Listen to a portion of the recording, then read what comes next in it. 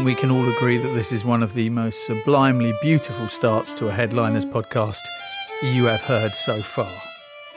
I'm not saying that from now on we will play Bach at the beginning of every single Headliners podcast, but this is particularly appropriate, Partita number 2, because Jonny Greenwood, of course, the Radiohead guitarist, has launched his own label, Octatonic, which is going to showcase classical music, contemporary classical music, as well as, of course, Bach, which could not be described as contemporary.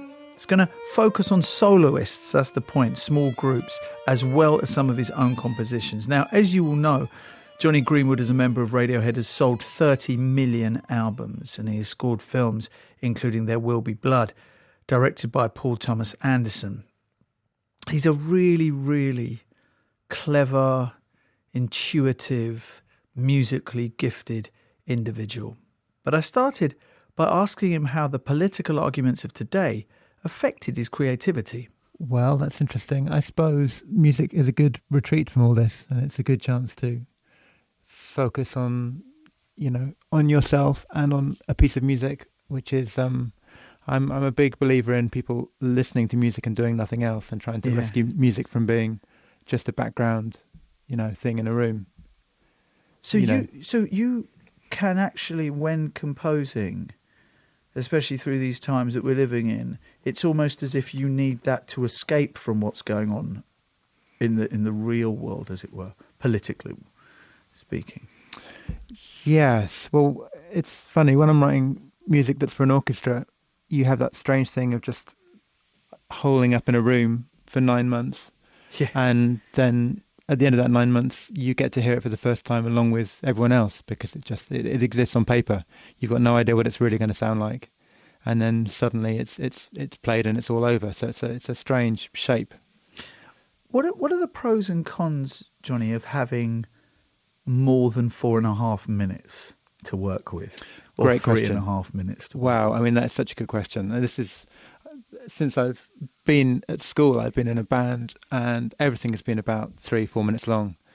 And it's very strange to suddenly have to think in terms of half an hour, because you have to avoid the temptation of just do, 7 3-minute ideas and say that's a piece of music. And that's been the hardest part of what I've been doing recently, yeah.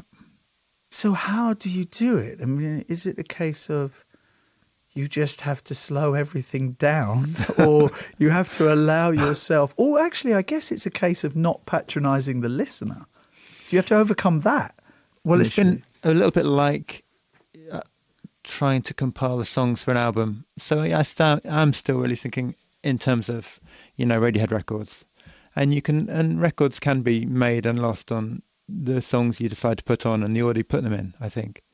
So I guess and I have looked at music in a long format, but it's always just been, 3 minutes, and then my interest is waning on an idea, and I feel like I need another idea. Do you feel the same about music? It's tough to concentrate on something that long. Yeah. Well, I mean, in my Radio 1 DJ days, you might hate this, but a song had to get me within a minute. 30 Right. seconds sometimes. Okay. I needed it to be that immediate. Now, I have to recalibrate if I'm listening to classical music, because it's not trying to get me there. It's not trying to stop me from turning the radio dial to another radio station because I don't like this song, right? Yeah, I mean, the right music will hold your attention and lead you through it like a film, and will have its own ways of building up tension and releasing that tension as part of it, So what is the greatest challenge creating a contemporary classical composition as opposed to creating that 3.5 minute song for Radiohead? Well, it's all about realizing that you're heading for a one-off event, and this music is going to be performed live in a big room, if you're lucky, and then the music is just, goes into the room, goes into the walls of the building, and it's gone forever. And that was its moment. And that's what I find so interesting about it, because with Radiohead, I'm so used to music that is easy to repeat, or it's programmed, or you're working on it every day and it's slowly changing, and it's just you press a button and you're going to hear the same thing again. And that's can be a really creative way to work, but it's very bizarre to me to instead have something where every bar they play is different. Every time they they rehearse a certain section of music, it sounds completely different. You can't repeat yourself. It's not, programmed. And that feels really strange to me, even though it's the oldest and most traditional way to make music. So it's not evolutionary. Does it sometimes feel like that someone's handed you a pen to your opposite hand and asked you to write an essay, and you're not totally afraid with? It's more that it's a very complicated thing. As soon as you have a room full of people and they've all got their own ideas of what music is, and they've all had, years of violin lessons, and they're an orchestra, and it's these levels of complexity that really appeal to me.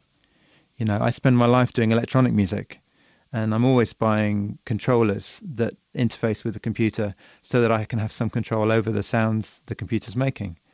But at the end of the day, you start realizing that what someone can do with a bow and a violin is a whole set of variables that are just infinite. And then suddenly you've got a whole orchestra of these players, and the possibilities just become, they dwarf what you can sometimes do with computers. And that's been a really fun experience for me. So when you return to the computers, is there ever a sense that somehow your creativity feels as though it's having to go through too many middlemen? Yeah, it can do. I mean, that's why when I use computers, I really love to use programming languages if I can, rather than other people's ideas of what, a delay or a distortion or a piano or what they think things should sound like. It's fun when you can get at the building blocks. Same with like modular synths, which are those old-fashioned ones with lots of wires connected to them, look like an old telephone operating exchange. They're similar because you have this sense of chaos and freedom. You're not restricted by the software. You're not being led down a certain path. It's like when you're using Photoshop to make an image.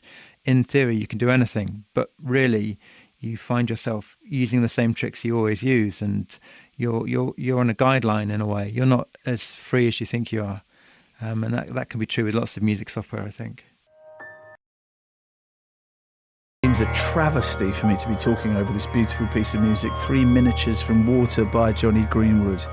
But you can listen to it in its entirety if you go and check out his new label, Octatonic, where you can find that track and a number of others. Can I call it a track, Jonny? Should I say a composition? I don't want to get in the... I guess that's part of the issue as well, isn't it?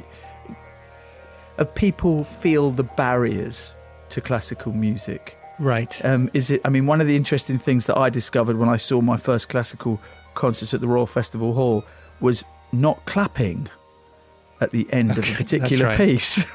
Yeah, that's pretty strange, right? It is strange, right? There's this moment of silence, and I'm looking around at everyone, and there's you can tell the people who don't go to these because they're all looking around as well at the same time. Well, yeah, but you've got to remember that. So, for example, there's this great letter that Mozart wrote to his father saying, we played this great concert last night, and the audience really loved it, and they heard an idea in the 8th bar, and they started clapping, and it went really well. So it was for him, it was practically a jazz gig, Right. The audience hears something they like, and there's an instant reaction to it. So, there's 2 ways to look at it, I guess. Were you in youth orchestras and also being in bands simultaneously, or did the orchestras come first?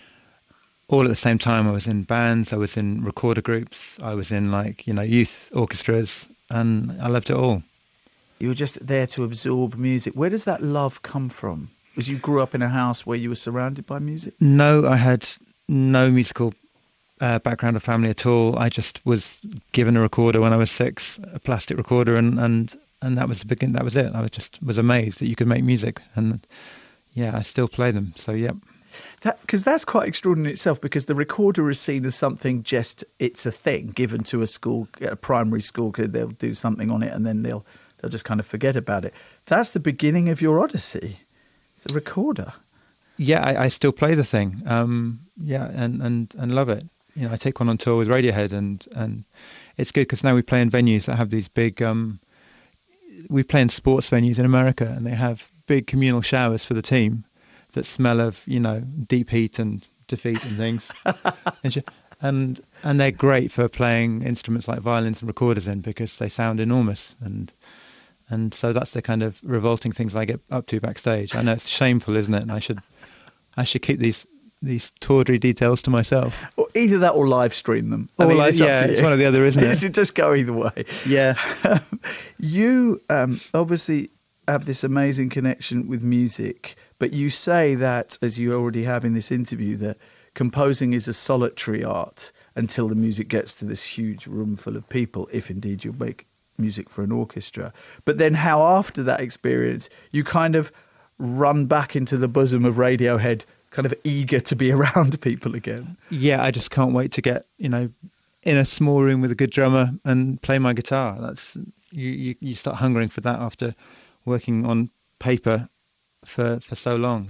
You've got to start moving air around in a room. You know that feeling? How do you ensure that the technicality of creating music does not suck the soul out of it? So you're so focused on the complexity, you lose the feeling. Well, that's interesting. I think you just have to remember that it's a room full of musicians that you're focusing on. It's not a preset on a keyboard. It's not like, violin 1, violin 2. It's a group of people with, names and opinions and approaches to music. And that's why it's such an exciting communal thing. I started the process with a list of the name of all of the players in the orchestra. And that's what it's about. It's about these people. So that's a whole lot more collaborative because there are simply more people there. Yeah, it's a bit like being in a band with 68 people. And it's very daunting. It's hard enough being in a band with 4 or 5 people, Jonny. I know. Yeah, it's terrible, isn't it? But there is, of course, an acceptance. Well, okay. So is an orchestra, is it a democracy or is it a dictatorship? Oh, well, it's funny. I once worked with an orchestra and they told me, whatever you do, a third of the orchestra will really like it, a third will hate it, and a third will just be, neutral and turning up to do it. But I haven't found that to be the case. And usually they're just keen to make it work. And there's a lack of ego in classical music that's really interesting.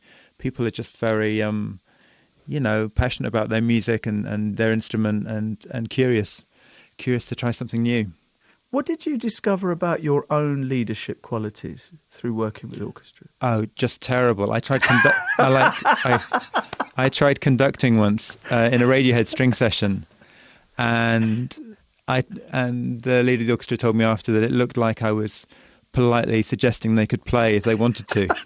You're meant to have like a steely-eyed glare and look at people in the eye and do all that stuff, not to vaguely gesture with one hand. And so it wasn't so great. Yeah. Have you learnt then to be a little bit more forthright in what you wish your maybe 1/3 of the orchestra to do? I'm just trying to grow out of the phase of endlessly saying to people, I don't know, what do you think? Which isn't what because they're trying to put in. There are two extremes. You can either say that or you can just start to get angry and say, just do it like it is in my head, which doesn't help either. So you've got to find the middle ground. You've got to try and put into words. That's why a good conductor will always help.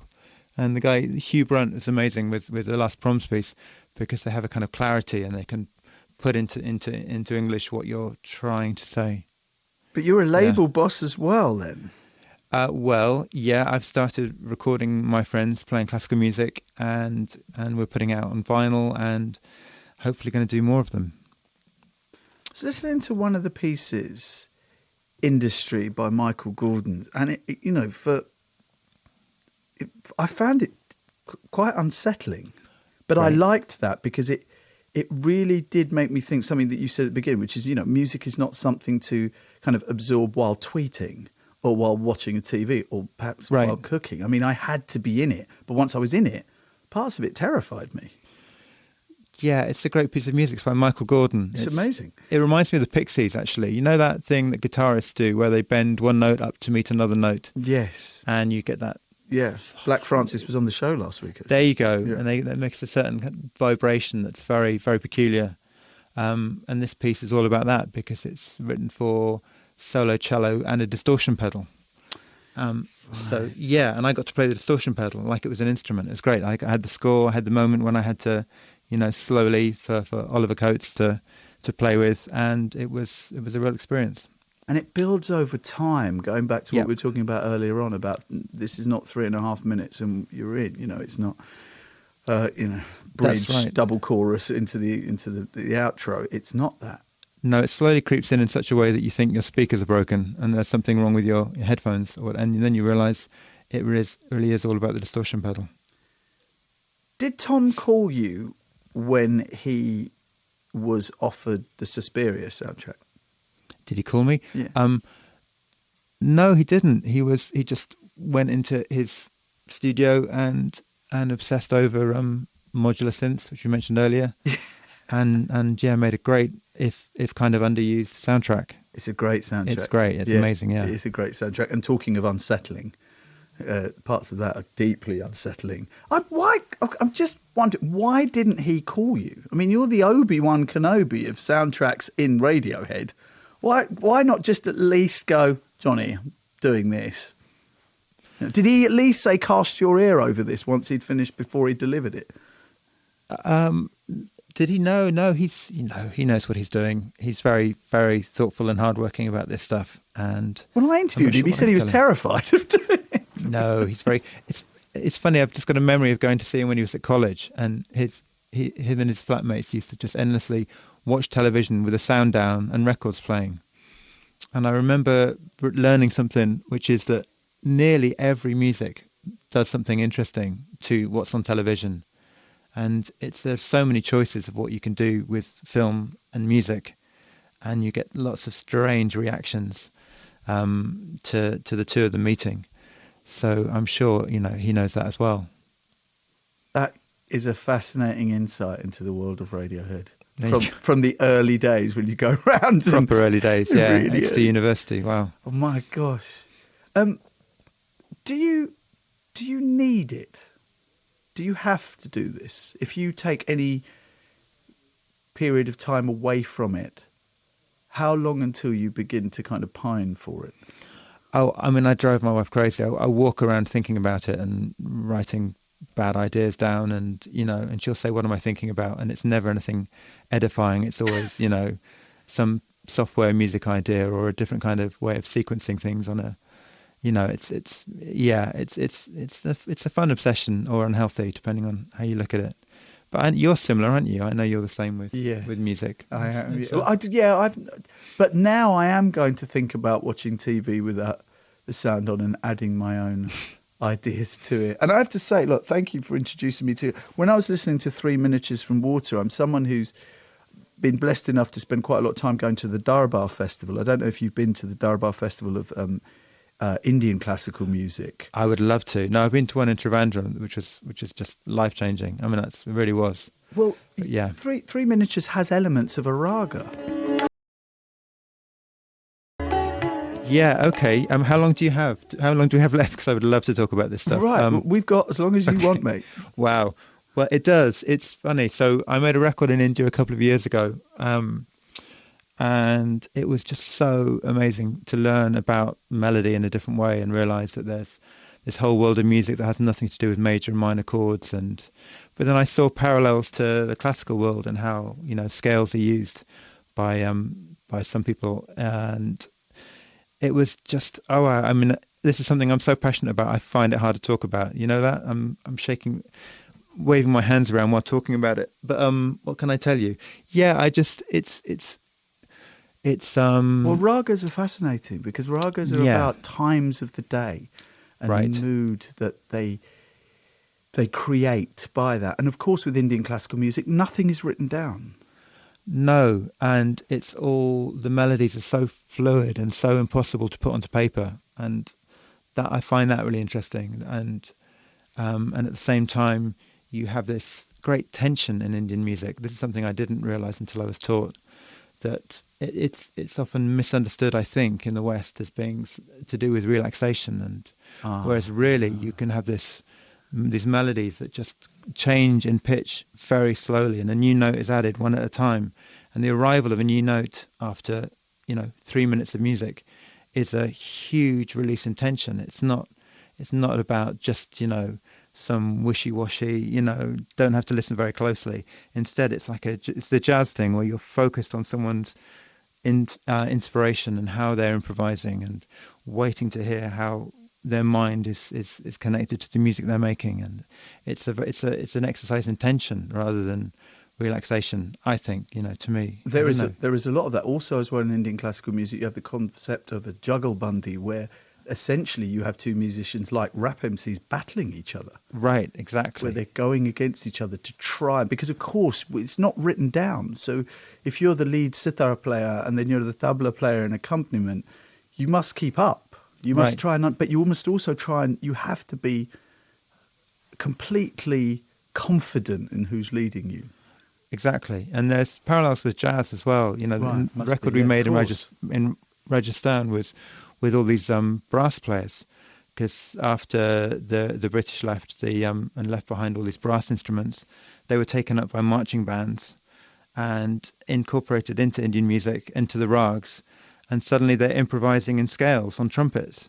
So the music we recorded just sounded so amazing. I was saying to the trumpet player, wow, you sound like Lee Morgan, you sound like Miles Davis.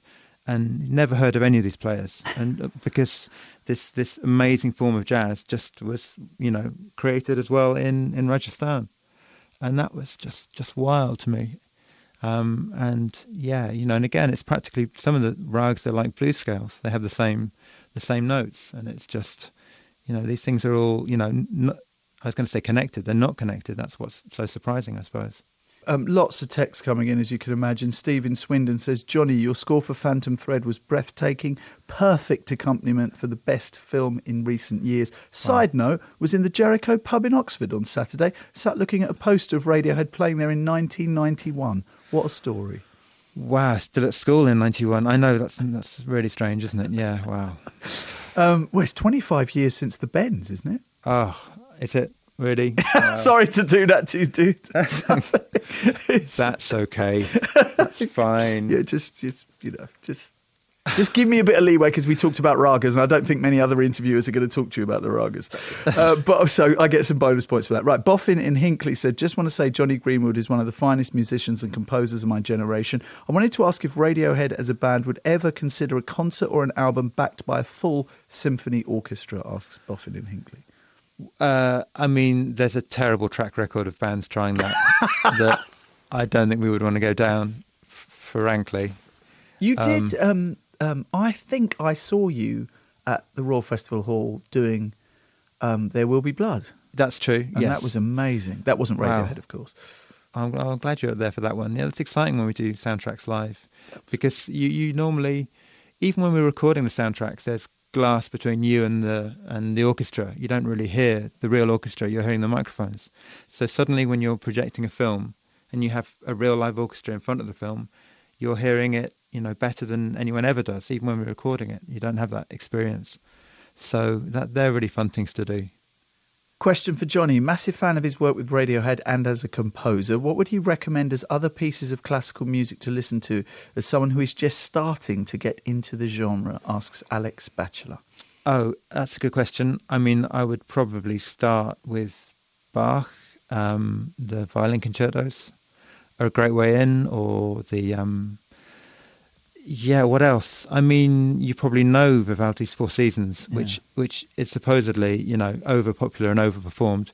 But I just started to think more and more that it's an amazing, magical piece of music. So, I don't know. I could list a bunch if you like. Yeah, there's a long list of music that you could go to. Listen to Three Miniatures from Water would be a suggestion that I would put forward, or even though that sounds a bit obsequious considering my present company. Alan in Torbay says, hi Jonny, I love the bow playing on guitar in Burn the Witch. Do you think more classical influences may creep into Radiohead's music? P.S. Sorry about the pun. Well, talking about the Bends, was it the Bends where you brought in, did you bring a string quartet into the recordings of the Bends? Is that sure? There's even a little bit of recorder playing in the Bends. Oh, wow. Yeah, it was kept very quiet out of shame, I think, but it's there. But I don't know. I just think it's all a big level playing field now, because all of this music is now so traditional. Being in a band is a very traditional thing to do. and being in an orchestra is seen as traditional. And now I just think of all music as being on the same level. It's like I sometimes I see us setting up with our guitars and drums and think this is just like, this is no different really from a Dixieland jazz band, in that it's been around for 50 years, 60 years. And that's not a bad thing, but it's not a reason to think of classical music as somehow being more traditional or more, stuck in its ways. It's just all different ways of making music.